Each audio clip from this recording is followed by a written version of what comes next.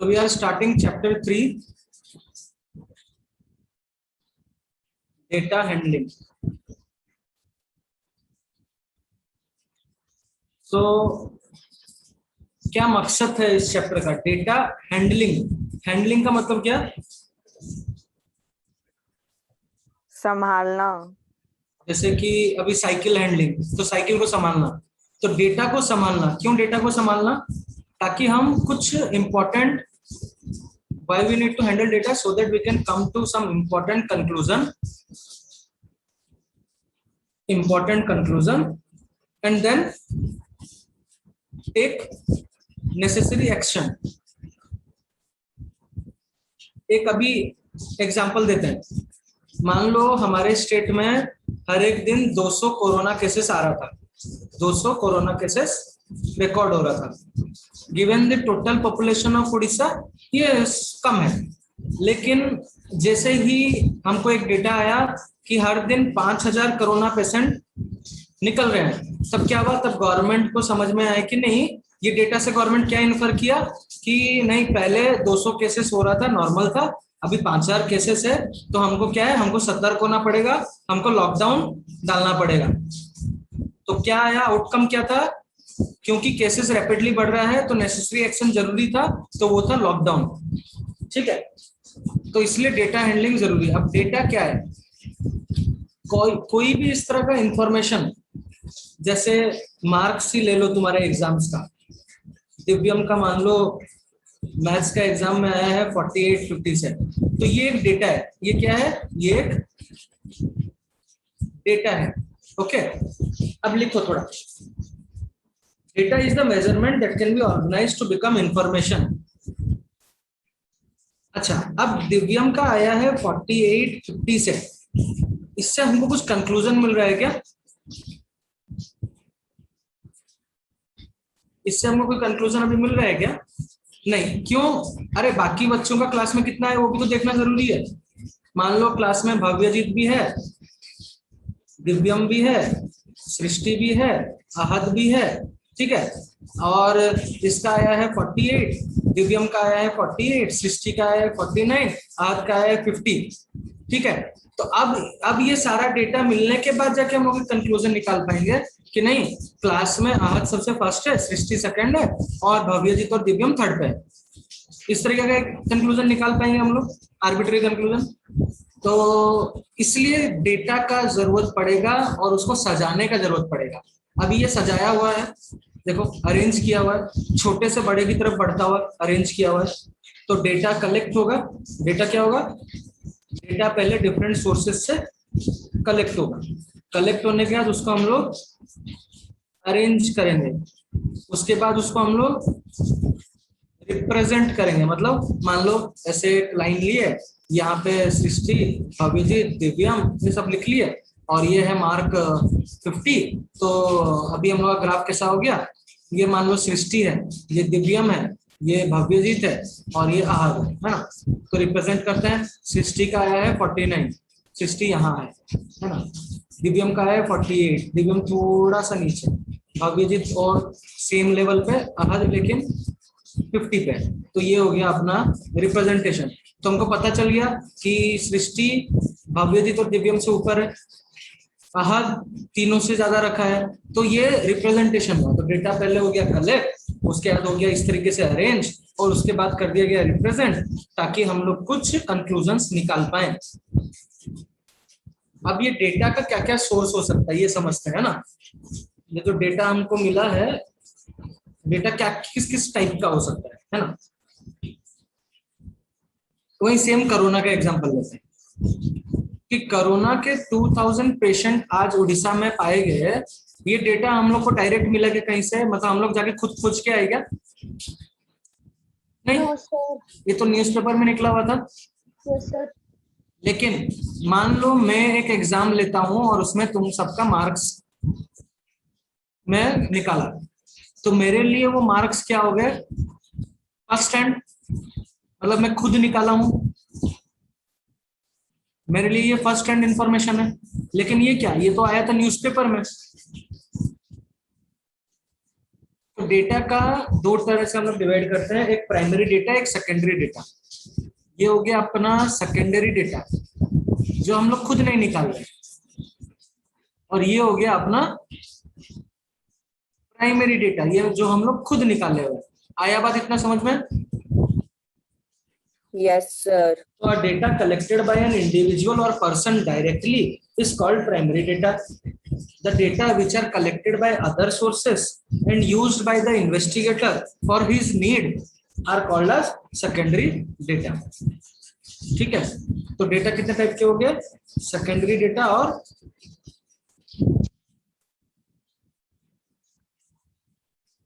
Primary data. ये खुद निकाला गया है, पर्सनली निकाला गया है, ये कहीं किसी एक जगह से सोर्स किया गया है, कोई और निकाला है, उसको हम लोग यूज कर रहे हैं। समझ में आया इतना?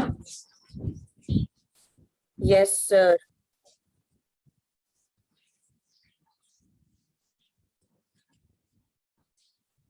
अच्छा,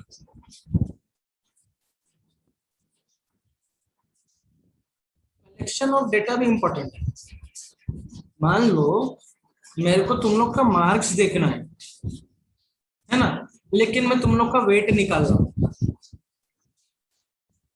देखना मुझे मार्क्स है तुम लोग का, लेकिन मैं जाके तुम लोग का वेट निकाल रहा हूँ, तो मेरा कलेक्शन ऑफ डेटा गलत हो गया। मेरे को कलेक्ट करना डेटा मार्क्स का, लेकिन मैं कलेक्ट क्या कर रहा हूँ? वेट कलेक्ट कर रहा हूँ। तो इसलिए कलेक्शन ऑफ डेटा बहुत इंपॉर्टेंट है और बड़ा स्पेसिफिक है कि हम क्या कलेक्ट करना चाह रहे हैं। बड़ा स्पेसिफिक है, हम क्या कलेक्ट करना चाह रहे हैं। सेम वापस लेते हैं कोरोना का एग्जांपल, क्या कलेक्ट करना चाह रहे हैं हम लोग? कुछ चीज कलेक्ट करेंगे कि कौन क्या एज है उनका जिनको हुआ है, हमारे किस डिस्ट्रिक्ट में है वो, है ना। ये कुछ डेटा हम लोग कलेक्ट करेंगे, मेल है या फीमेल है। तो इससे क्या होगा? मान लो एज 61 है, डिस्ट्रिक्ट मान लो खुर्दा है, मेल है। तो इस तरीके से बहुत सारा डेटा निकलेगा।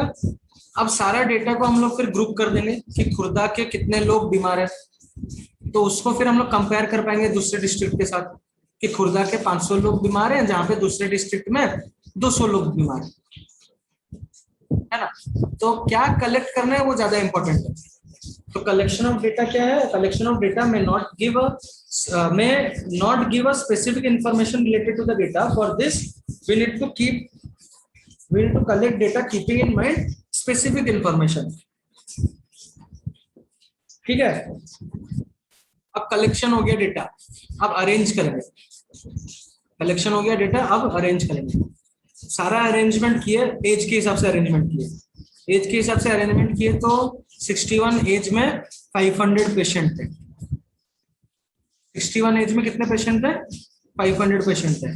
उसमें मेल थे 200, फीमेल थे 300। फिर एक एज ग्रुप आया 45, इसमें 2000 पेशेंट थे, जिसमें मेल थे 500 और फीमेल थे 1500। आ रहा है समझ में थोड़ा? फिर और एक एज ग्रुप निकाले, मान लो 24 एज ग्रुप। 24 एज ग्रुप में 40 ओनली पेशेंट थे, मेल 10 थे, फीमेल 30 थे। अब देखो एक चीज निकल के क्या आ रहा है कि ये तीनों एज ग्रुप में सबसे ज्यादा पेशेंट हमको 45 एज वाले मिले। एक बहुत इंपॉर्टेंट इंफॉर्मेशन है कि 45 एज वालों को ज्यादा हमको प्रिकॉशन में रखना है, क्योंकि सबसे ज्यादा केसेस उनमें पाया जा रहा है।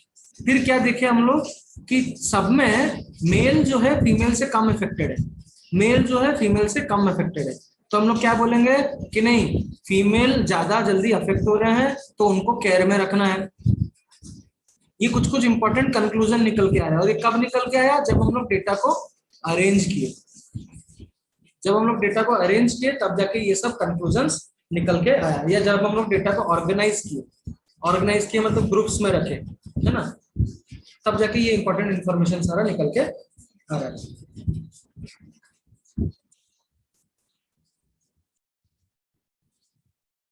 ठीक है, ऑर्गेनाइज तो कर लिए डेटा। अब लास्ट स्टेप क्या बाकी है? अब बाकी है representation of data. Representation of data represent करेंगे। क्या रिप्रेजेंट किए, मान लो सारे डिस्ट्रिक्ट का निकाले, अनुगुल, खुर्दा, संबलपुर, ऐसे करके सब डिस्ट्रिक्ट का हम लोग निकाले डेटा, है ना। और फिर यहाँ पता चला अनुगुल में 500 है, खुर्दा में 2000 है, संबलपुर में 400, ऐसे पता चला। तो अब इसको रिप्रेजेंट किया हम लोग। रिप्रेजेंट कैसे करेंगे, वैसे ग्राफिकली रिप्रेजेंट करेंगे। ये मान लो अनुगुल, ये मान लो खुर्दा, ये मान लो संबलपुर, है ना। तो अनुगुल का कितना था, अनुगुल का था 500, खुर्दा का कितना था, खुर्दा का था 2000, संबलपुर का कितना था, संबलपुर का था 400 के पास। ये आ गया रिप्रेजेंटेशन। पता चला खुर्दा में सबसे ज्यादा है, अनुगुल में थोड़ा कम है, संबलपुर अनुगुल से ज्यादा है, कि जो भी डेटा के हिसाब से हम लोग प्लॉट करेंगे।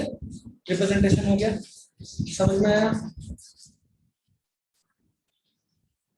अच्छा, एक एग्जांपल लेते हैं हम लोग का मैथमेटिक्स वाला ही। दिव्यम, भव्यजीत, आहद, सृष्टि। 100 मार्क्स से दिव्यम का है 80, भव्यजीत का है 85, आहद का है 75, सृष्टि का है 90, है ना। ये सारा चीज मिल गया। अब हम लोग बता सकते हैं क्या कि क्लास में मिनिमम एवरेज कितना मार्क रहा है, एवरेज मार्क कितना रहा है, सबको ऐड कर लेंगे। 8, 8, 16, 1, 17, 7, 24, 9, 33, 330 टोटल मार्क आया। तो एवरेज कितना मार्क रह रहा है कि अगर ये एग्जाम देते हैं तो एवरेज कितना मार्क रह रहा है, 8 जा 32, 82.5, 82.5 एवरेज मार्क रह रहा है। तो दिव्यम का क्या है, दिव्यम का एवरेज से थोड़ा कम मार्क आया है।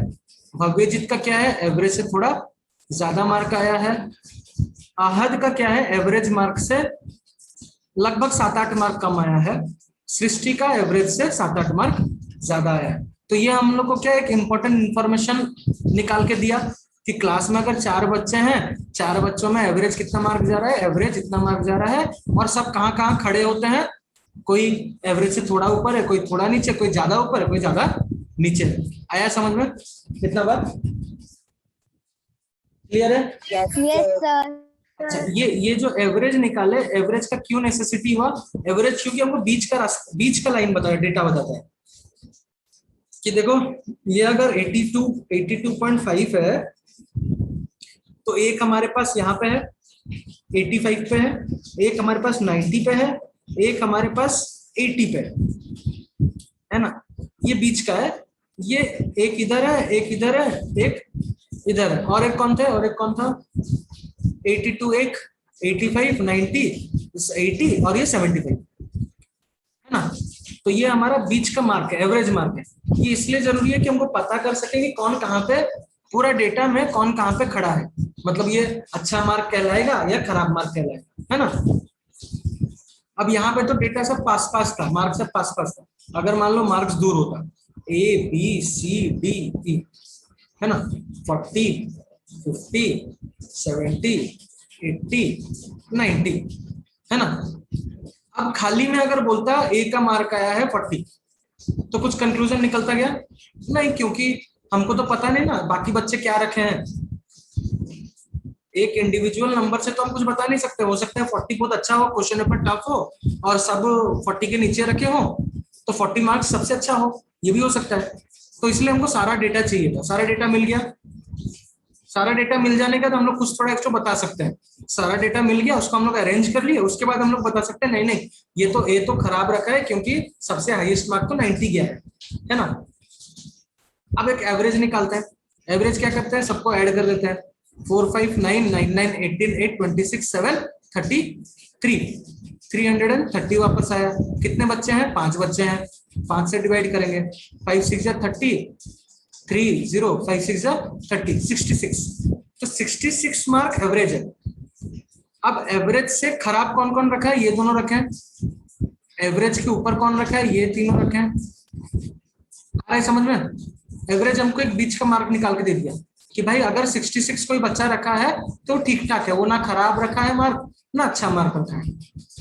66 इज द एवरेज मार्क। और एवरेज मार्क निकालने के लिए मैं क्या कर रहा हूँ, सारे मार्क्स को ऐड कर रहा हूँ, सारे मार्क्स को ऐड कर रहा हूँ और उसको डिवाइडेड बाय कितने बच्चे एग्जाम दिए हैं वो कर रहा हूँ। समझ में आया? Yes, sir. इसको हम लोग मीन, यस सर। इसको हम लोग मीन और अरिथमेटिक मीन, अरिथमेटिक मीन भी बोलते हैं। मीन का मतलब क्या है? मीन का मतलब है सम ऑफ ऑल ऑब्जर्वेशन। ऑब्जर्वेशन मतलब क्या है बोलो तो, ये सब एक एक ऑब्जर्वेशन हम लोग ऑब्जर्व किए ना, एक का 40 मार्क आया है, बी का 50 मार्क आया है, तो ये सबको हम लोग ऑब्जर्वेशन बोलते हैं। तो sum of all the observation by number of observation. इतना समझ में आया? Sum of all the observation by number of yes sir. Observation. तो उस केस में sum of all the observation था 330, नंबर ऑफ ऑब्जर्वेशन मतलब नंबर ऑफ स्टूडेंट कितने थे 5, तो मीन आ गया हमारा 66। ठीक है, ओके। एक एग्जांपल करते हैं। फाइंड एटलीस्ट 2 numbers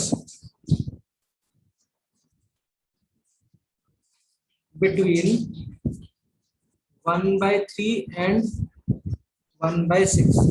1/3 और 1/6 के बीच में एटलीस्ट 2 नंबर निकालना है, बिटवीन निकालना है। तो मैं सीधा मीन क्या है, बीच का बताता है ना, मीन का फॉर्मूला डालता हूँ 1/3 + 1/6/2। क्या है मीन इज इक्वल टू, यहाँ रीजन लिखवा, mean is equal to sum of observation by total number of observation. तो ये एलसीएम लूंगा तो आएगा 6, वो हो जाएगा 2 + 1 divided by 2, 3/6 into 1/2 is equal to 3/12, 1/4। Mean क्या आया 1/4। 1/3 और 1/6 के बीच में क्या आ गया 1/4 आ गया। ठीक है, एक नंबर निकला। दूसरा नंबर निकालने के लिए 1/3 निकला, 1/4 बीच में निकला, 1/6 निकला। अब क्वेश्चन बोल रहा था 2 नंबर निकालने के लिए, तो हम इन दोनों के बीच तो एक तो निकाल लिए, अब इन दोनों के बीच एक तो निकाल लेते हैं, चलेगा ना? चाहे इन दोनों के बीच निकाले, चाहे इन दोनों के बीच निकाले। तो इन दोनों के बीच निकालने के लिए वापस मीन का फॉर्मूला डालूंगा 1/3 + 1/4 डिवाइडेड बाय 2। तो 1/12, 4 + 3 डिवाइडेड बाय 2, 7/12 इंटू 1/2, तो कितना आया 7/24। ठीक है, 7/20।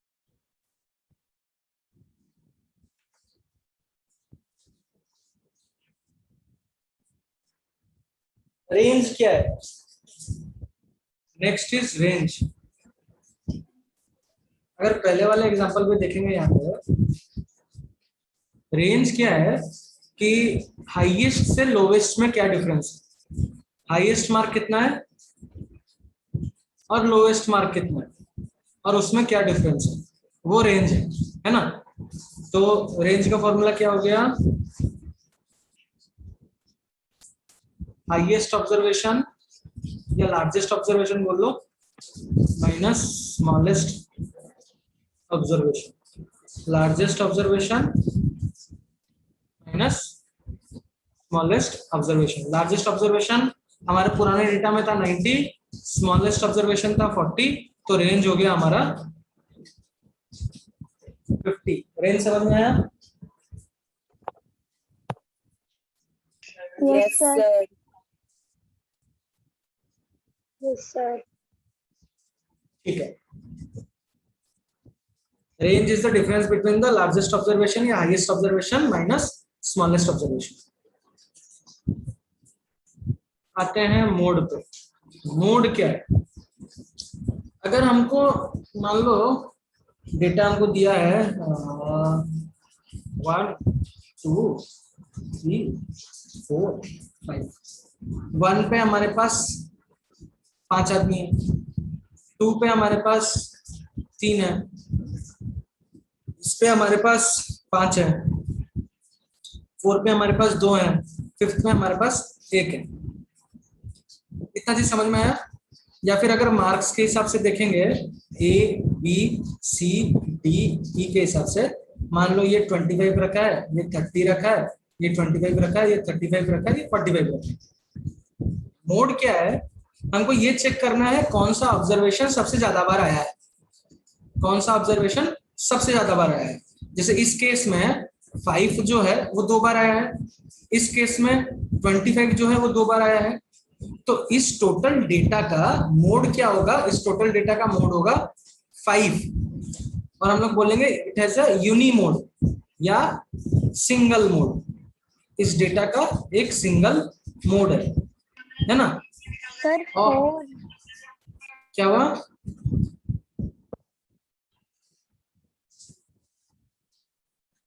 ये वाला ऑब्जर्वेशन में 25 जो है डेटा वो 2 बार आया है, और बाकी देखो एक एक बार आया है। तो इस टोटल डेटा सेट का भी एक ही मोड है। क्या है वो मोड? 25। क्या बोलेंगे? Single mode. तो मोड कुछ नहीं, ज्यादा माथा लगाने का जरूरत नहीं है। पूरा डेटा सेट में जो भी ऑब्जर्वेशन सबसे ज्यादा बार आया होगा that is mode. Any observation that has come, that has occurred most number of time। अब एक और क्वेश्चन आ सकता है sir, A B C D E F 20 20 30 30 45 50, इसका क्या करेंगे सर? इसमें तो 20 भी 2 बार आया है, 30 भी 2 बार आया है, तो हम लोग क्या बोलेंगे इसका? This observation has 2 modes, this observation has 2 modes 20 and 30। ठीक है? Yes, sir. This observation has 2 modes 20 and sir अगर 45 भी और एक बार होता तो हम लोग बोलते 3 मोड्स। 3 modes 20 and 30 45। हाँ 20 30 एंड 45। ओके। फ्रीक्वेंसी टेबल तुम लोग को बनाना आता है? मैं छोटा एग्जांपल देता हूँ फ्रीक्वेंसी टेबल का। हम लोग मार्क्स निकाल रहे थे, मार्क्स आया 10 20 20 15 18 19 30 30, इस तरीके से मार्क्स आए, है ना? तो पहले इसको अरेंज कर लेते हैं, छोटे से बड़ा में अरेंज कर लेते हैं। अरेंज किए 10 15 18 19 20 20 और एक बार आया है 20, फिर 30, फिर 30 लिख लिया, है ना? फिर इसमें क्या करेंगे? इसमें लिखेंगे मार्क्स, टैली मार्क, नहीं फ्रीक्वेंसी लिख लेंगे, frequency frequency tally mark. Frequency क्या है? एक मार्क कितनी बार आया है। ठीक है, मार्क आया हमारे पास 10, कितनी बार आया? एक बार आया, तो उसको एक लाइन से रिप्रेजेंट करेंगे। 15 कितनी बार आया? एक बार आया, ये नंबर है, हाँ 1, एक लाइन से रिप्रेजेंट किया। 18 कितनी बार आया? 1 टाइम आया, एक लाइन से रिप्रेजेंट किया। 19 कितनी बार आया? एक बार आया, एक लाइन से रिप्रेजेंट किया। 20 कितनी बार आया? 2 बार आया, उसको 18 2 बार आया 18 2 बार आया? नहीं, एक बार आया, एक बार आया। सर, उसके नीचे भी। अरे इसको मैं अरेंज किया ना, तुम लोग क्या देख रहे हो? इसको मैं अरेंज किया छोटे से बड़े में।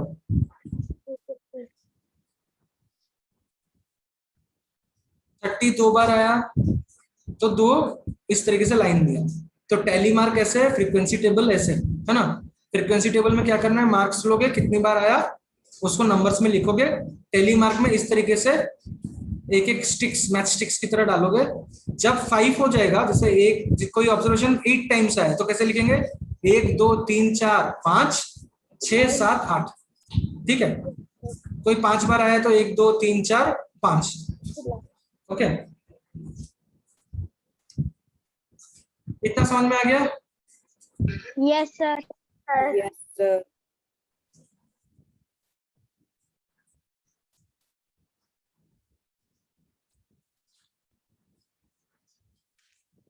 अच्छा ओके, थैंक यू।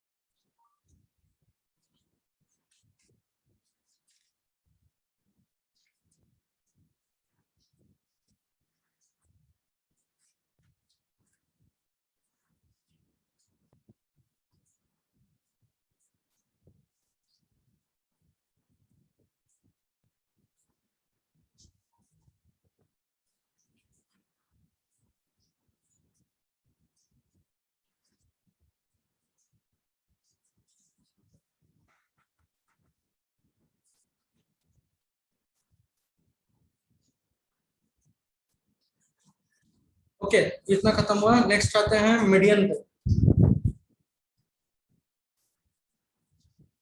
मीडियन पे आते हैं, ठीक है।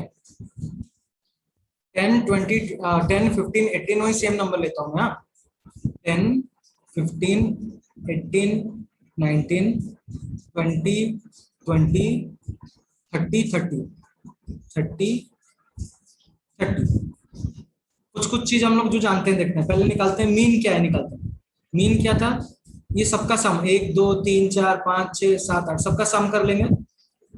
एक और डेटा मैं ऐड कर देता हूँ 30। हाँ, सबका सम कर लेते हैं। क्या हो गया, 10 प्लस 15 25 प्लस 18।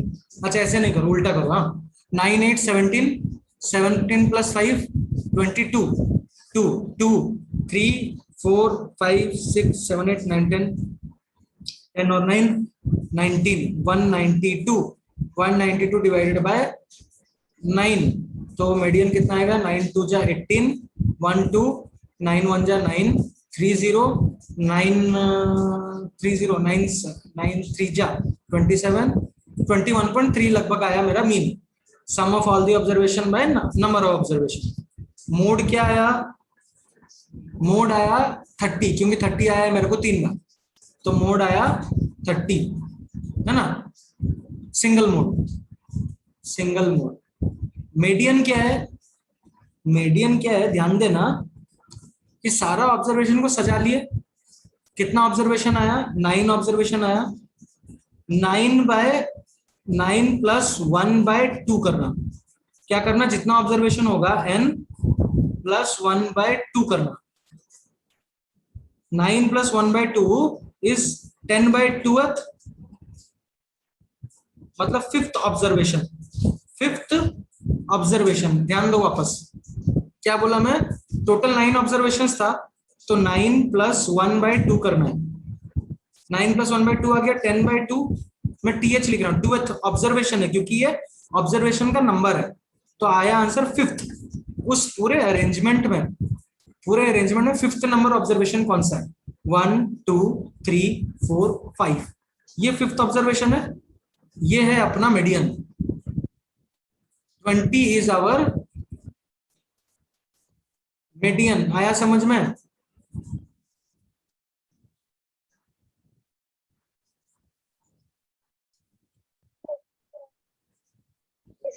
अरे तीन समझ में आया, मीन मीडियन मोड क्या है। Yes sir.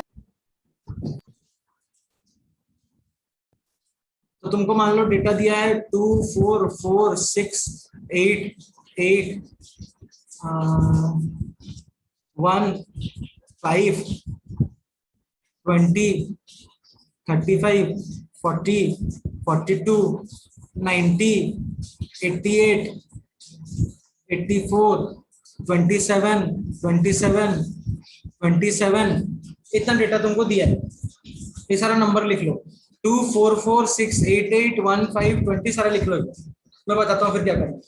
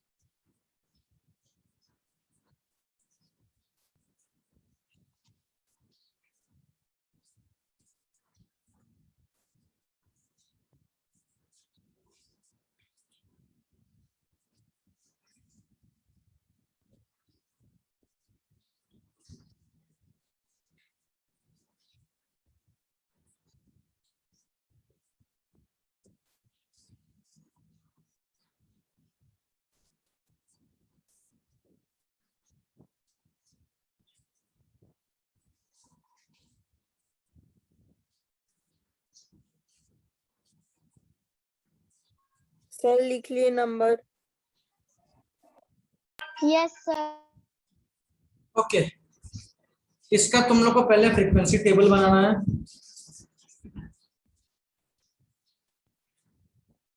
है ना। फ्रीक्वेंसी टेबल बनाओगे, मीन निकालोगे, मीडियन निकालोगे और मोड निकालोगे। तीनों करने के बाद फोटो ग्रुप में भेजोगे। नहीं, ग्रुप में मत भेजना, मेरे को पर्सनली भेजना, ओके सर। है ना। Okay sir. ये वाला मेरे को पर्सनली भेजना, ठीक है।